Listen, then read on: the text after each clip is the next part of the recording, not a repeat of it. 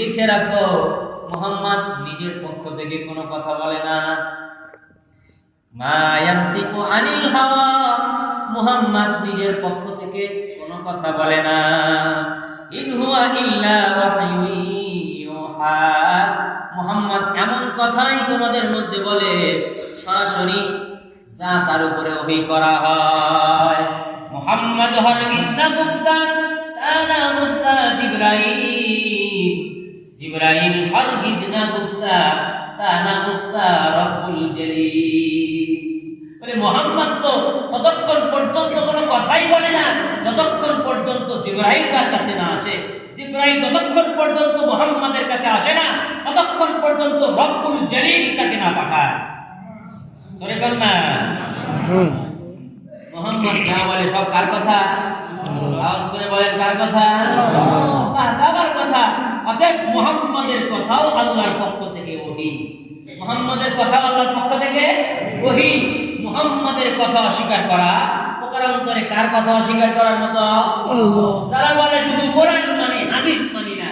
আছে না এক শ্রেণী, আপনাদের এলাকায় আছে কিনা জানি না, যারা বলে কোরআন মানি হাদিস মানি না, তাদের বুঝে রাখা উচিত তারা কোরআনই মানে না। যারা বলে যে আমরা কোরআন মানি হাদিস মানি না, এরকম দল কিন্তু আমাদের সমাজে আসে।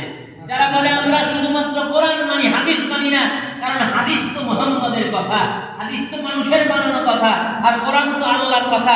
কোরআন আল্লাহর কথা যেভাবে সরাসরি আল্লাহর কালাম, ঠিক তদ্রূপ হাদিসও আল্লাহ তাআলার পক্ষ থেকে নাযিলকৃত। ভাব আল্লাহ তাআলার, জবান মুহাম্মদুর রাসূলুল্লাহ।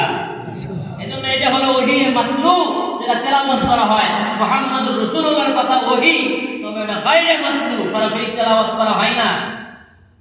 সরাসরি তেলাওয়াত করা হয় না, ওটা আল্লাহর পক্ষ থেকে ওহী। তার প্রমাণ আল্লাহ তাআলা বলেন, মা ইয়ানতিকু আনিল হাওয়া ইন হুয়া ইল্লা ওয়াহয়ুন ইউহা। মুহাম্মদ নিজের পক্ষ থেকে কিচ্ছু বলে না, যা বলে সব কার কথা? বলে বলেন না, কার কথা? হযরত আব্দুল্লাহ ইবনে উমর রাদিয়াল্লাহু তাআলা আনহু নবীজির জলিলুল কদর এক সাহাবী। চারজন আব্দুল্লাহ নবীজির সাথে একদম ওতপ্রোতভাবে জড়িত। আব্দুল্লাহ ইবনে আব্বাস, আব্দুল্লাহ ইবনে মাসউদ, আব্দুল্লাহ ইবনে উমর, আব্দুল্লাহ ইবনে আমর। এই চারজন আব্দুল্লাহ নবীজির সাথে একদম খুব কাছের, অনেক হাদিস বয়ান করেছেন।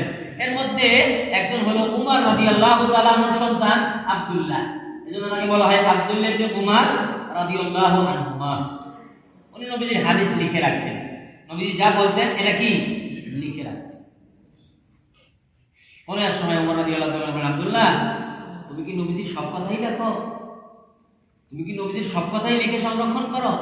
বলে, জি হ্যাঁ, আমি সমস্ত কথাই লিখে সংরক্ষণ করি। বলে, না, সব কথা লিখবা না। নবীজি মানুষ হিসেবে কোনো সময় ঠাট্টা মশকরা করে, হাসি মজাক করে। বলেন, করে না? করছেন না? হাসি মজাক করছেন না? বলে, হাসি মজাক করছেন।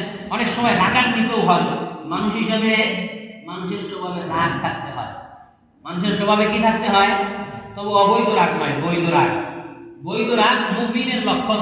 যে মুমিনকে খোঁচাইতে খোঁচাইতে খোঁচাইতে খোঁচাইতেও রাগ ওঠে না, বুঝবেন যে ইমানে পাকা নাই মুমিন। বৈধ রাগ থাকতে হবে। সময় মতো রাগ করলেও সওয়াব হয়, সময় মতো ভালোবাসা দেখালেও সওয়াব হয়। হুব্বু ফিল্লাহ, বুগযু ফিল্লাহ। রাগ আল্লাহর জন্য, ভালোবাসা আল্লাহর জন্য। রাগও আল্লাহর জন্য, ভালোবাসাও আল্লাহর জন্য। তো রাসূল সাল্লাল্লাহু আলাইহি ওয়াসাল্লামের স্বভাবেও কি ছিল? রাগ ছিল। তবে নবীজি আমাদের মতো রাগ জাহির করতেন না। আমরা না রাগ উঠলে মুখ আর ঠিক থাকে না, জবান আর ঠিক থাকে না। হুজুরের জবান দিয়েও যে কি জিকির আজকার বের হয়, এটা ভদ্র সমাজে বলা যায় না। না, নবীজি এরকম করে রাগ জাহির করতেন না। কারণ নবীজির রাগ কেমন ছিল? হাদিসের মধ্যে আসছে, নবী যখন রাগান্বিত হতেন, রাগে নবীজির চেহারাটা লাল হয়ে যেত। বলে, কেমন লাল? রাসূল সাল্লাল্লাহু আলাইহি ওয়াসাল্লামের সাহাবায়ে কেরাম বলেন, নবী যখন রাগ উঠতো আমরা চেহারা দেখে বুঝতে পারতাম। নবী যখন খোশ মেজাজে থাকতেন আমরা চেহারা দেখলেই বুঝতে পারতাম। নবী যখন রাগ করতেন চেহারাটা লাল হতো। কেমন লাল? বলে, লাল বেদানার দানা চিপার পরে এই রং মুখে মাখায় দিলে যেমন লাল হয়, মুহাম্মদুর রাসূলুল্লাহর রাগ উঠলে চেহারাটা এরকম লাল হয়ে যেত। ধরে কর না। রাসূল সাল্লাল্লাহু আলাইহি ওয়াসাল্লাম ওমর রাদিয়াল্লাহু তাআলা বলেন, তুমি তো অনেক সময় রাগও করেন, অনেক সময় হাসি মজাক করেন, তুমি এটা লিখো না। তো রাসূল সাল্লাল্লাহু আলাইহি ওয়াসাল্লাম খেয়াল করলেন আব্দুল্লাহ অনেক কথা অ্যাভয়েড করে, লেখে না, অনেক কথা কি লেখে না, হাসি মজাকের কথা লেখে না, রাগান্বিত সময়ের কথা লেখে না। মিশকাতের মধ্যে হাদিসটা আসছে, অন্যান্য কিতাবে হাদিসের কিতাবেও আছে। রাসূল সাল্লাল্লাহু আলাইহি ওয়াসাল্লাম আব্দুল্লাহ ইবনে উমরকে বললেন, আব্দুল্লাহ তুমি কি হাদিস লেখো না? বলে হুজুর সব কথা লিখি না। বলে কেন? বলে আমার বাবা আমাকে বলেছেন মানুষ হিসেবে আপনি তো অনেক সময় হাসি মজাক করেন, অনেক সময় রাগান্বিত হয়েও বলেন, এগুলো তো হাদিস হাদিস হিসাবে লেখা হবে না, এজন্য আমি লিখি না। রাসূল সাল্লাল্লাহু আলাইহি ওয়াসাল্লাম বলেন তুমি আমার সমস্ত কথা লিখে রাখবে, তুমি আমার সমস্ত কথা লিখে রাখবা।